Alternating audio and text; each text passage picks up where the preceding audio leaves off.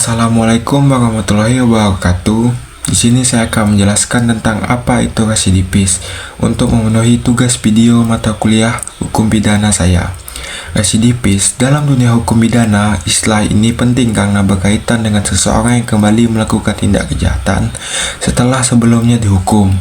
Di video ini, saya akan menjelaskan apa itu residivis, jenis-jenisnya, penyebabnya, serta contoh kasus nyata yang pernah terjadi di Indonesia. Yang pertama, yaitu pengertian residivis. Residivis adalah seseorang yang telah dijatuhi hukuman pidana dan setelah menjalani hukumannya, kembali melakukan tindak pidana lagi. Dalam Kitab Undang-Undang Hukum Pidana atau KUHP, residivis diatur dalam pasal 486 hingga 488.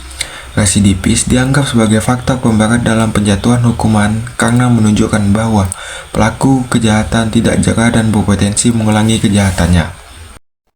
Yang kedua, yaitu jenis-jenis residivis.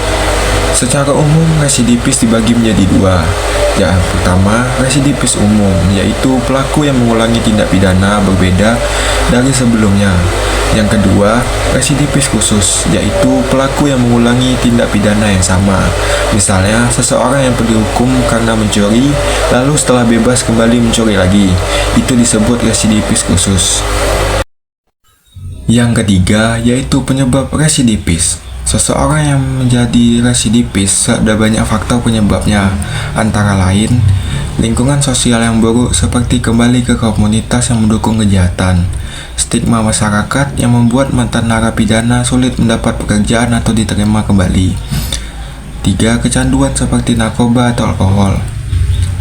4. Kurangnya pembimbingan di lembaga pemasyarakatan sehingga pelaku tidak mengalami perubahan perilaku. Semua faktor ini bisa mendorong seseorang untuk kembali ke dunia kriminal. Kemudian, yang terakhir adalah contoh kasus nyatanya. Pada tahun 2023, seseorang pria bernama Ibin berusia 63 tahun ditangkap di Pemalangan karena membunuh pasangan suami istri. Ia mengaku sebagai dukun yang bisa menggandakan uang. Korban diracuni hingga tewas. Yang mengejutkan, Ibin ternyata adalah residivis. Ia pernah dipenjara karena kasus serupa sebelumnya. Berikut contoh berita ya.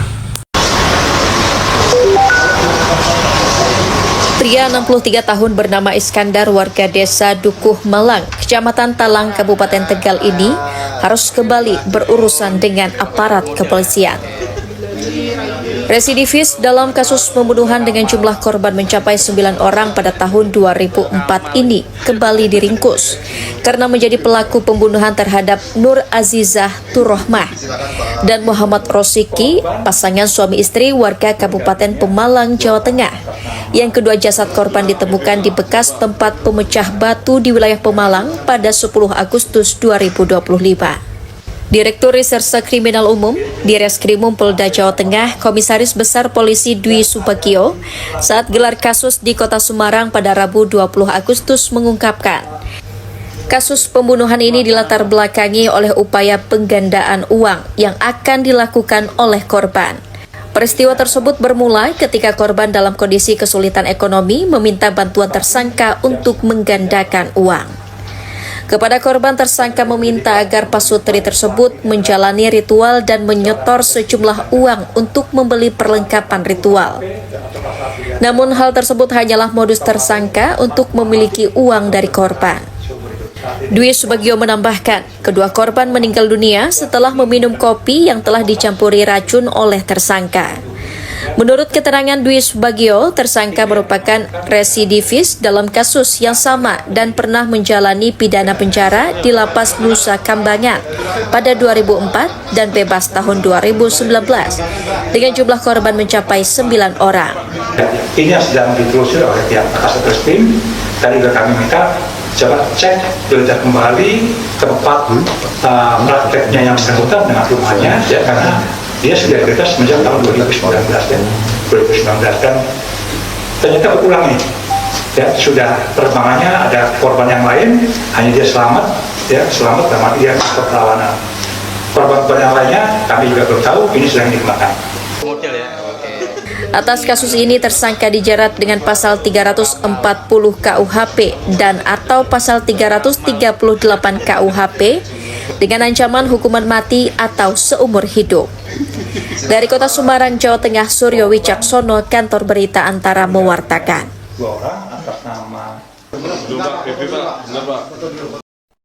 Kasus tadi menunjukkan bahwa tanpa adanya rehabilitas yang efektif, residivis bisa kembali melakukan kejahatan yang bahkan lebih berat.